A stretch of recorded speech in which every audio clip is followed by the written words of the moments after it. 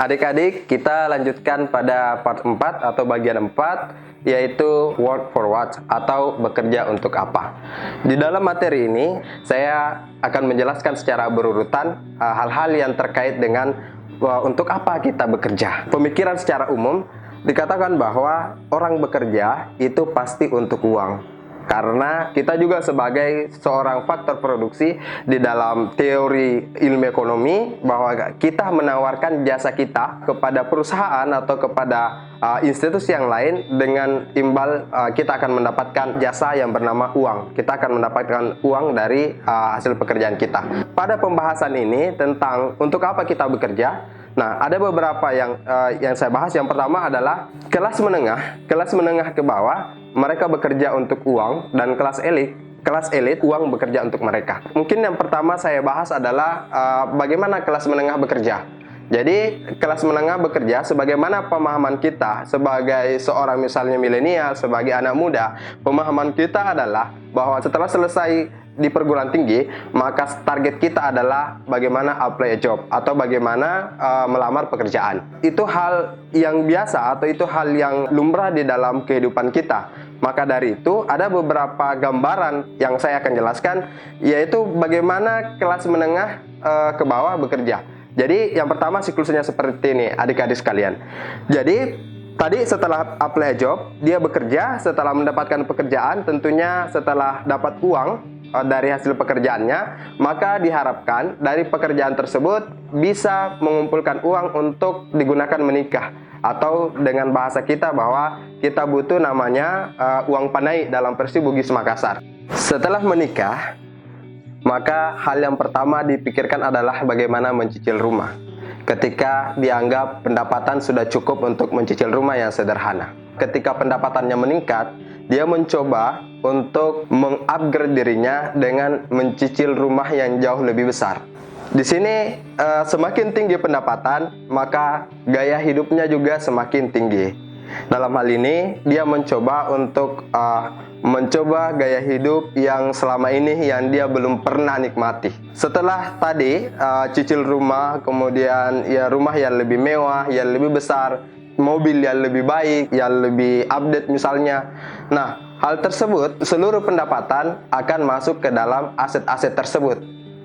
Setelah misalnya mencicil rumah yang tingkatnya menengah medium, kemudian dia meningkatkan lagi ke rumah yang mewah, misalnya yang punya kolam renang, ke mobil yang mewah, misalnya mobil Alphard dan lain-lain.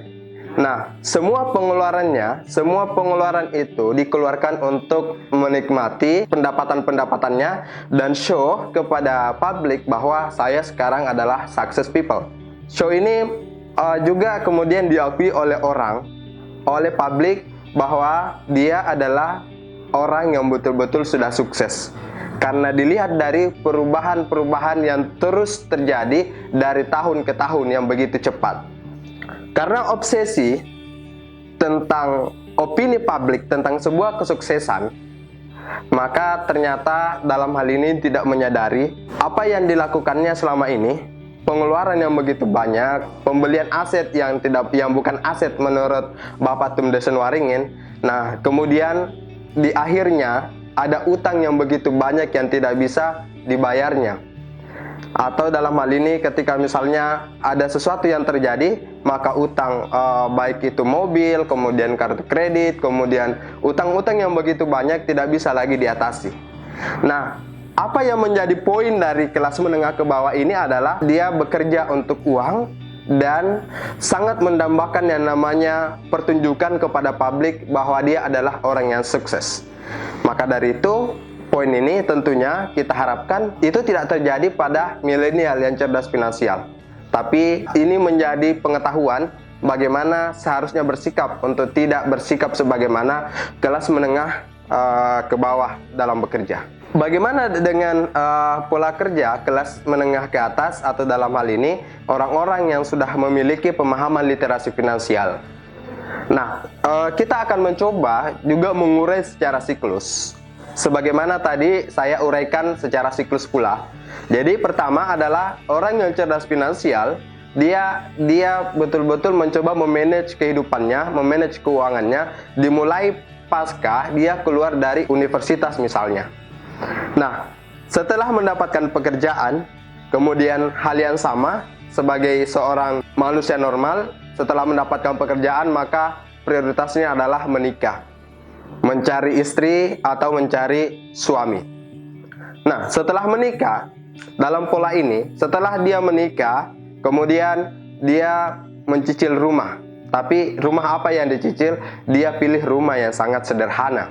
Pemilihan rumah yang sangat sederhana ini itu diilhami oleh kecerdasan finansial yang dimiliki.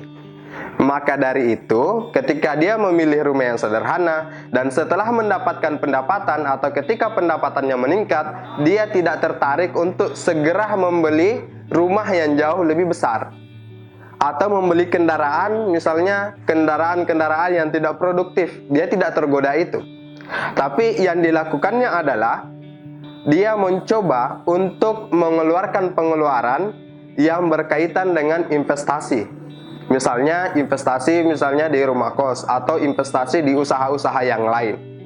Apa harapannya? Harapannya adalah agar pendapatan yang didapatkan saat ini dan pendapatan yang didapatkan di masa-masa dalam waktu dekat itu bisa diinvestasikan dengan harapan akan mendapatkan hasil feedback yang jauh lebih besar di masa yang akan datang dari hasil investasinya.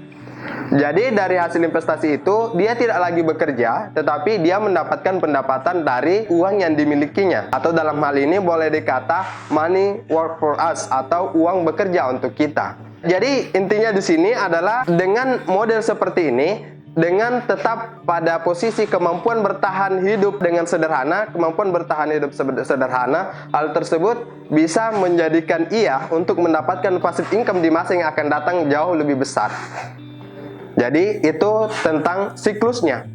Jadi pada poinnya adalah dari siklus ini kita menginginkan ada perubahan pola pikir dengan tetap pola hidup sederhana dan mengutamakan yang namanya investasi. Jadi semoga adik-adik nanti kalau misalnya sudah berada pada fase ini tidak lagi menjadikan show I am success people itu sebagai tujuan utama.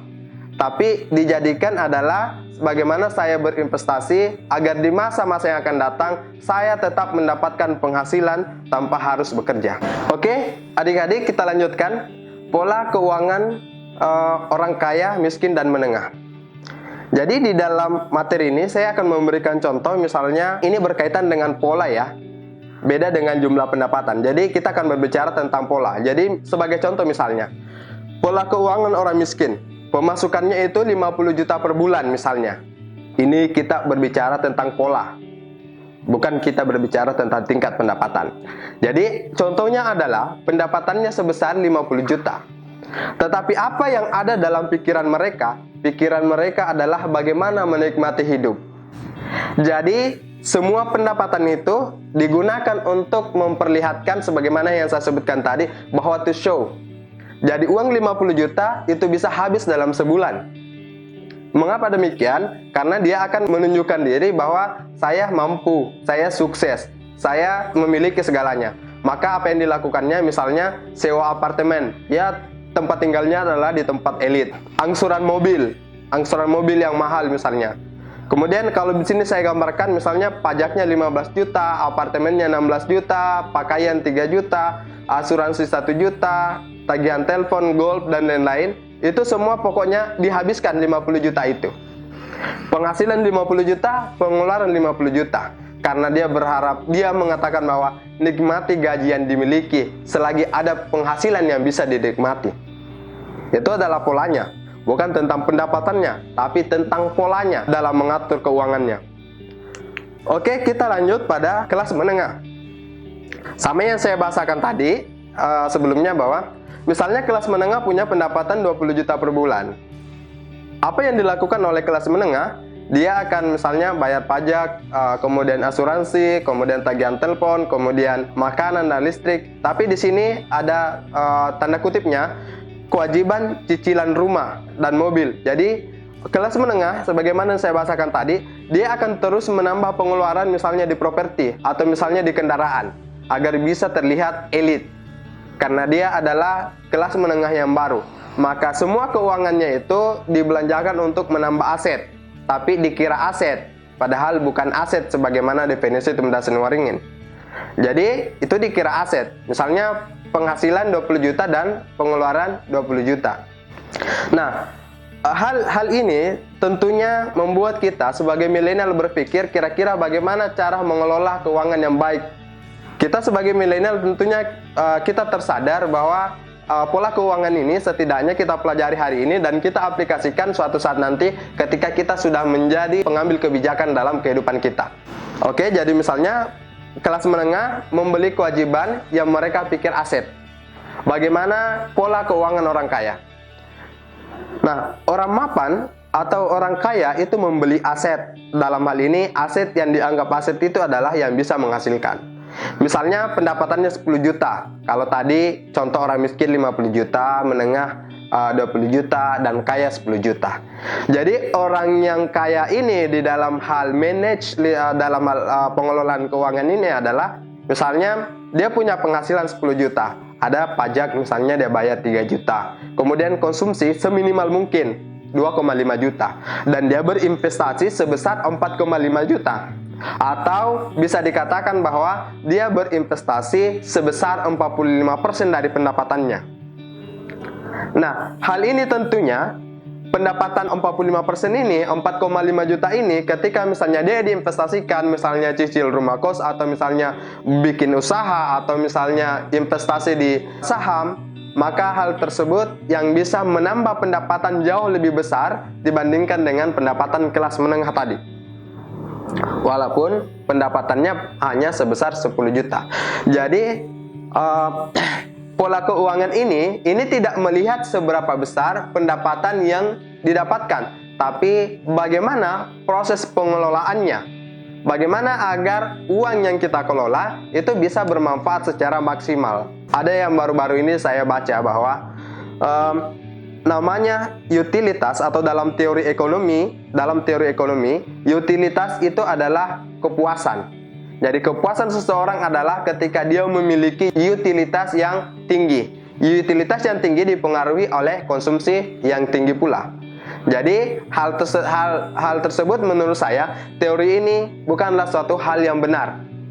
Karena hal tersebut akan mendorong kita untuk menjadi lebih konsumtif. Nah, jadi di sini dari pola keuangan ini, kemudian saya bisa mencoba menyimpulkan bahwa kekayaan bukan seberapa besar uang yang dimiliki, tapi seberapa bijak kita mengelola keuangan tersebut. Oke, kita lanjut masih pada poin ini. Kenapa orang kaya semakin kaya, atau orang mapan semakin mapan, sementara kelas menengah bergumul yang tidak berakhir, dan yang miskin semakin miskin? Karena tadi tentang kaya semakin kaya karena penghasilan bertambah, gaya hidup tetap, dan melakukan investasi pada aset yang menghasilkan. Kemudian bagaimana kelas menengah, penghasilan bertambah, cicil rumah yang lebih besar dan seterusnya, yang membuatnya nanti pada masa tuanya tidak bisa mendapatkan passive income. Kemudian bagaimana orang miskin? Orang miskin akan tetap miskin karena tidak peduli seberapapun penghasilan dan semua menjadi pengeluaran. Saya kira cukup itu.